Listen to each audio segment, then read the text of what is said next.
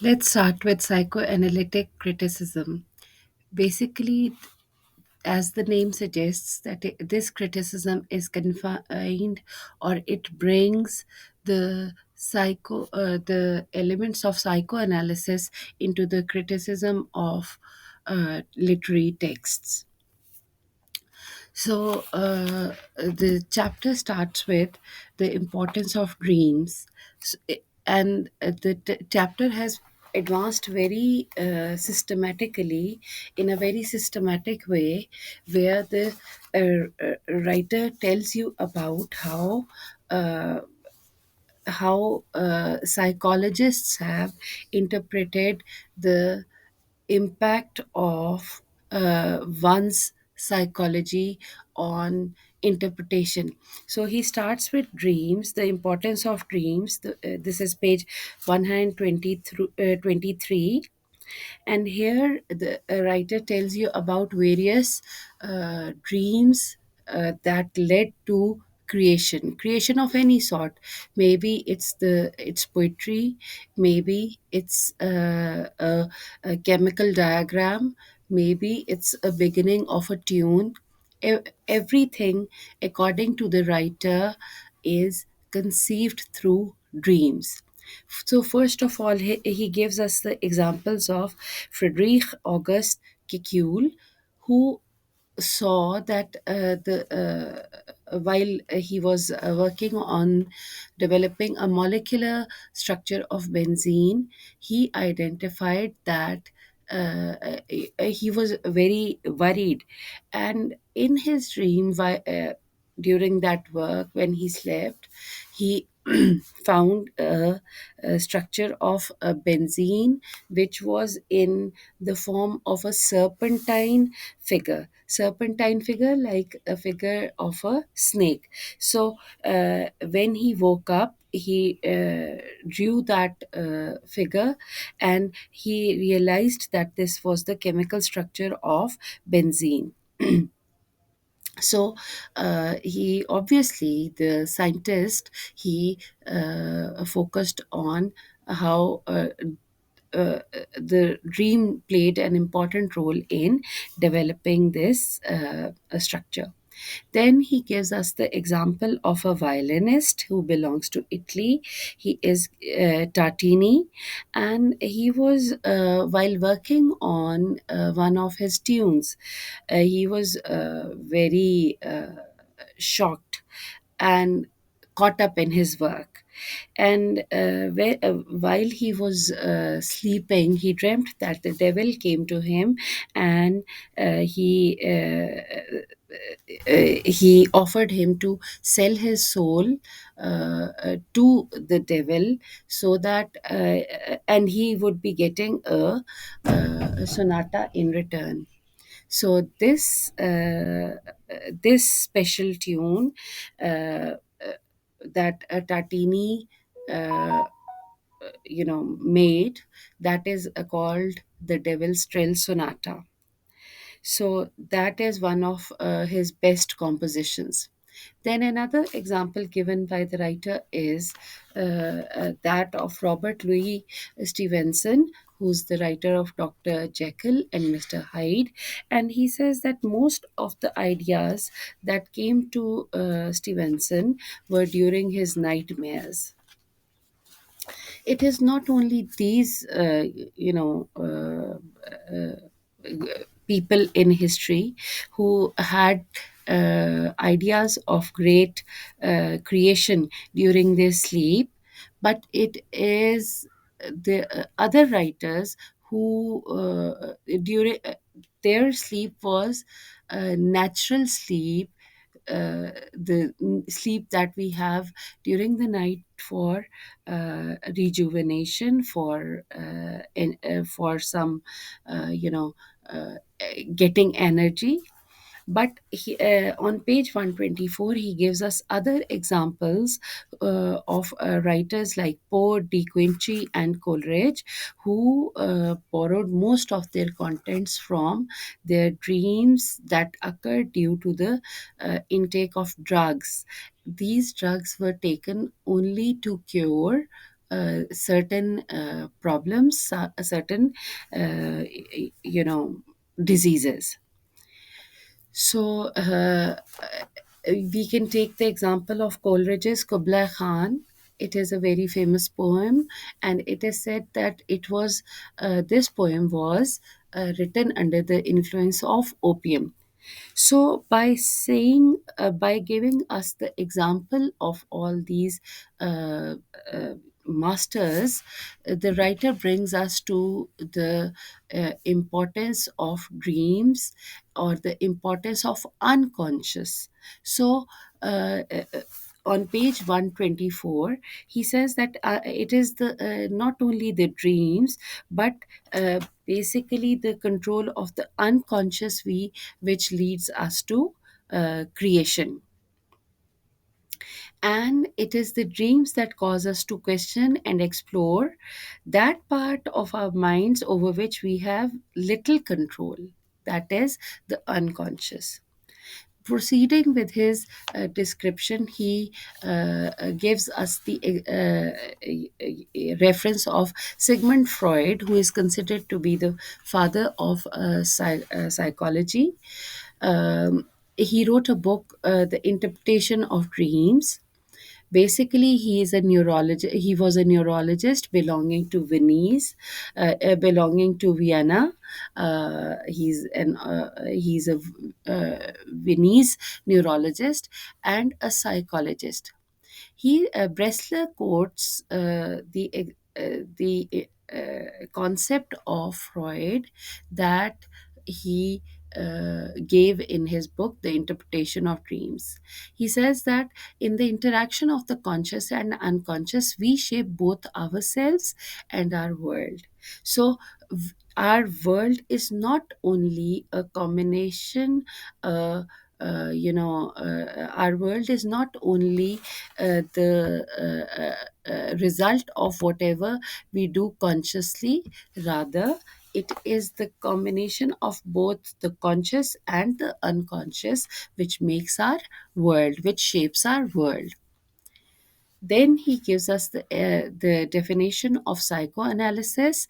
According to Bressler, the psychoanalysis is a method of treating emotional and psychological disorders uh, in a patient analyst setting. That is, where a psychologist has an interaction with his patient, and then certain psychological or emotional problems that the child is going through, or a patient is going through, that problem is resolved. Then he discusses how early childhood and impacts the dream. That is, how most of the children tend to forget the difference between the conscious and the unconscious, or dream and reality. So when then he comes on to the definition of psychoanalytic criticism, and according to him, the psychoanalytic criticism basically is an approach which combines literary interpretation to psychology. And this, Bressler believes that this is not an aesthetic theory. Aesthetic theory would be that theory that defines the literary elements of a certain text, whereas here in psychoanalysis, we question the why and how of things. So, psychoanalytic criticism basically focuses on the on how and why a certain human action occurs, or it takes place. So, moving on, he tells us about the other psychoanalysts, important psychoanalysts.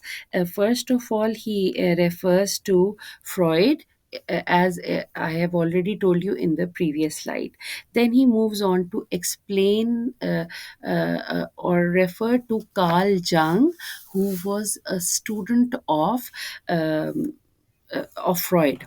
So, according to Bristler, he was a rebellious student. And why was he a rebellious student? Because though he started working on the principles that were propounded by Freud, however, Carl Jung did not fully, follow that.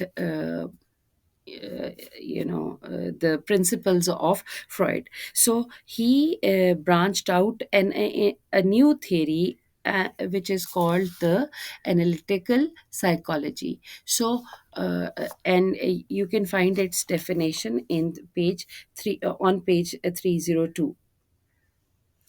Another important name in the history of psychoanalysis is that of Northrop Frye, who wrote the who wrote a book, Anatomy of Criticism, by four essays. It's by Northrop Frye, which was written in 1957, and he's considered to be the father of symbolic or archetypal criticism. Another important psychoanalysis analyst is Jacques Lacan, and he is famous for his revision and expansion of Freud's theories in the light of newly developed linguistic and literary principles. So he not only worked upon the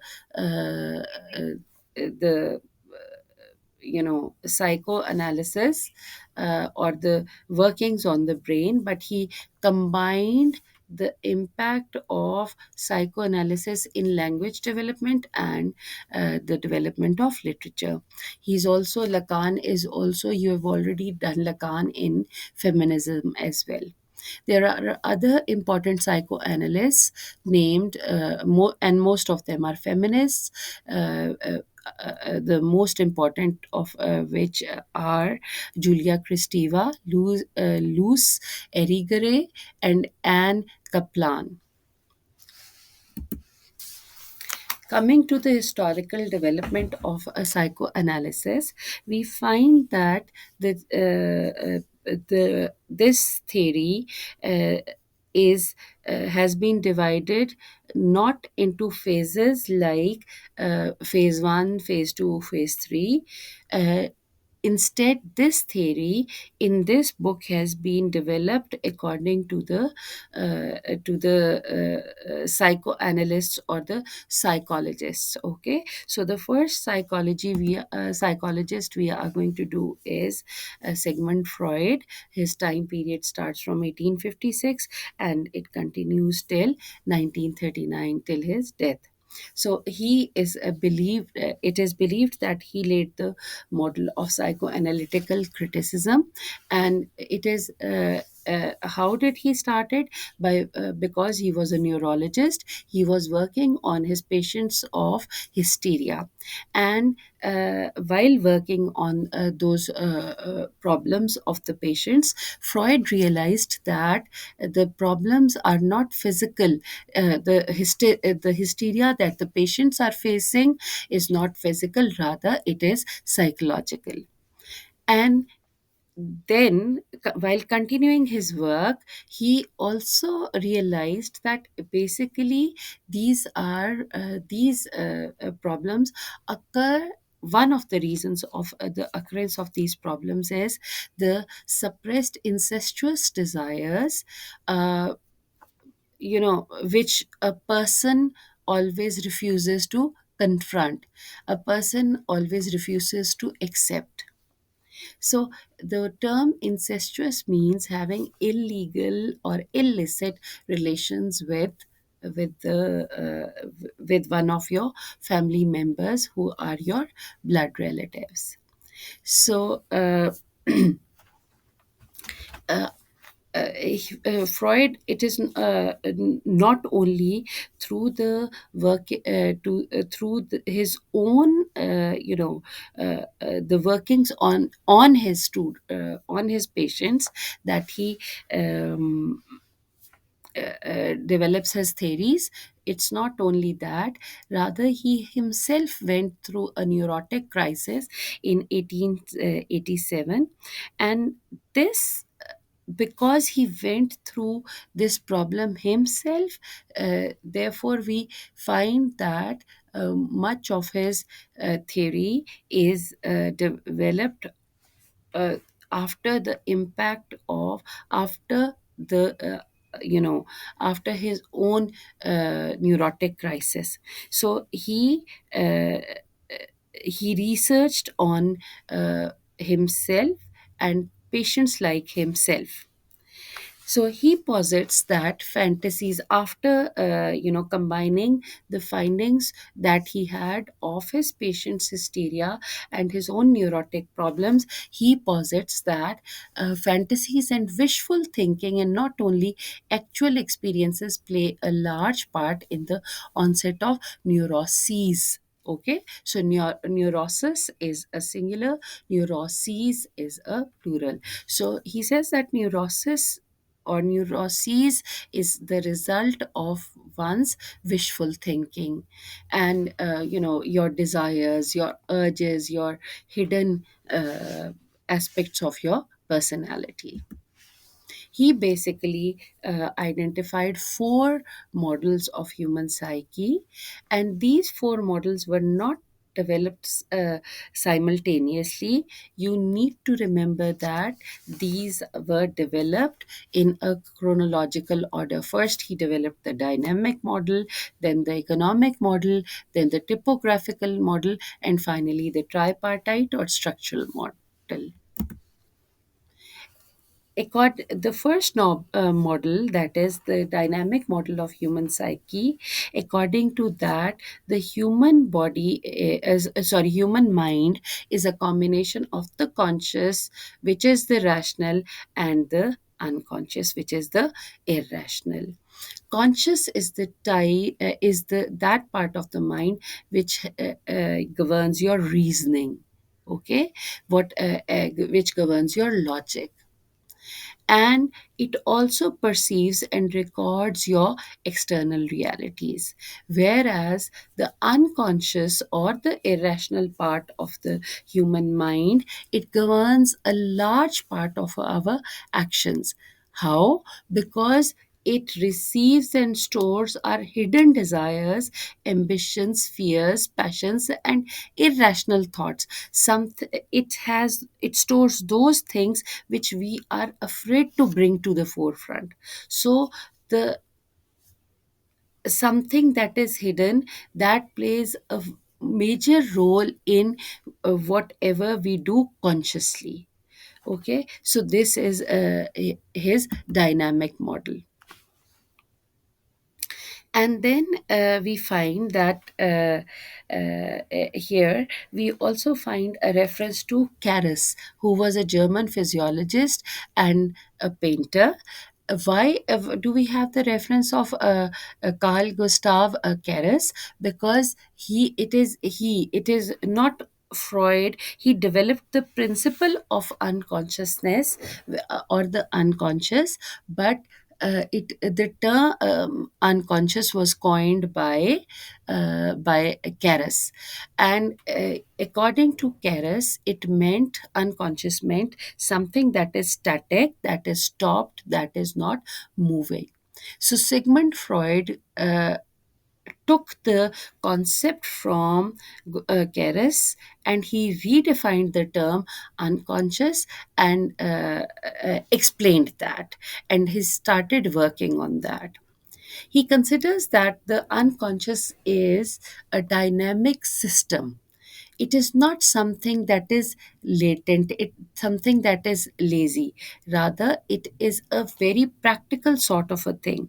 How is it a practical thing? He says that it is the unconscious which stores your biographical memories, the memories that one has over time, and also the it also stores the suppressed and unresolved conflicts in one's life.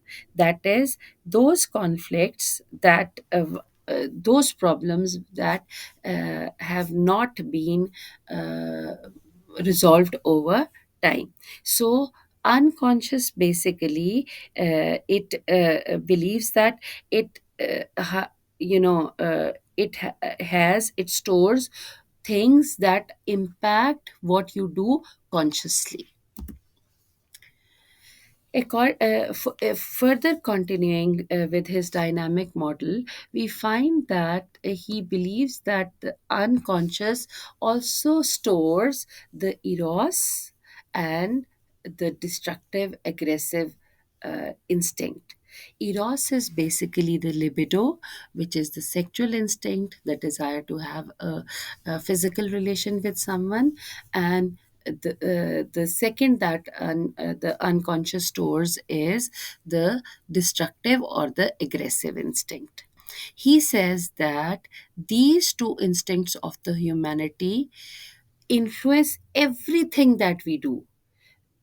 Either if something happens in our lives and we react in a certain way, either we are going to react because of our aggressive instinct or because of our sexual instinct. So he further propounds that if both these instincts work harmoniously, they have the ability to work harmoniously.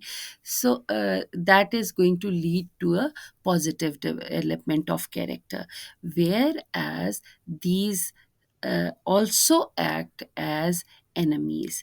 And sometimes the sexual instinct overpowers the aggressive instinct, whereas at other times the aggressive or the destructive instinct overpowers the sexual instinct. He says that these two instincts influence everything that we do. We do something, whenever we do something, it is the result of either uh, either of these two instincts. Then he moves on to the concept of Freudian slips or parapraxis. Okay, so this is mentioned in your course outline as well. He believes that, and this is also a part of the dynamic model. So he says that because your unconscious is a storehouse of, or it stores the disguised truths and desires that want to be revealed in and through the conscious. He says that consciously we are hiding those desires or the truths. However, sometimes these desires or disguised truths come to the forefront because of either our slips of tongue or actions. We sometimes we make mistakes and we make the unconscious, we bring the unconscious into the conscious. So such misspeakings or actions, that is wrong word spoken or actions, they are called parapraxis or Freudian slips. They happen in four forms. Either they occur because of the accidental slips of tongue, or the failure of memory, or we misplace certain objects, or we misread a text, or we mi- uh, interpret a text wrongly. He says that through these, our unconscious wishes and intentions are brought to the conscious. Something which has been hidden for years comes to the forefront because of either of these slips. Slips are slip of tongue. This is it's a maxim that we use so often. The second model of human psyche proposed by Freud is the economic model, and it has similarities with the dynamic model, which was the first model. He says that uh, even in this model, the battle between of control of a person's actions continues, and who is having a battle? The conscious and the unconscious are having a battle. Sometimes the conscious does something, at other times the unconscious does something. However, unconscious desires will force their way to the conscious. It is always the he believes that the this whenever there is a battle, sorry, there is an error, there's a typo error in point number 2. It is conscious desires will force their way to the conscious. According in this model, he is basically telling us that whatever is hidden in our psyche, in our unconscious, is bound to come forward. How? He says he gives us two principles in this regard, and you need to remember these two principles for the typographical model as well, or as it is going, and the tripartite model as well. Both these models are going to refer to these principles. He says that these human beings go through two sorts of principles, uh, or our actions are governed by two principles. First of all, it is the pleasure principle. The second one is the reality principle. The first principle, pleasure principle, is the result of it craves only pleasure, that is the satisfaction of certain desires, and these desires are basically they require instantaneous, sudden, immediate satisfaction of instinctual drives, ignoring moral and sexual boundaries established by the society. So whatever a person, according to the pleasure principle, whatever happens is you know whatever a person does is driven by two principles, either the pleasure principle or the reality principle. And according to the pleasure principle, the when a person desires for instant satisfaction of things, obviously the boundaries set by the society are uh, they are at once shaken. Then he refers to the role of cathexis. And what are these cathexis? They are an individual's psychic and instinctual energy which maximize pleasure, ensuring immediate relief of all pain and suffering. Cathexis basically is it is that instinct which gives you pleasure and which undermines all suffering, all pain, and you know a person experiences pleasure. Another important principle is that of the reality principle, and this reality principle is basically governed by anticathexis, or the anti charge of energy governed by the reality principle. Here, an individual psyche is held in check by anti-cathexis. A control is put on one's instincts, and the pleasure principle is no more working.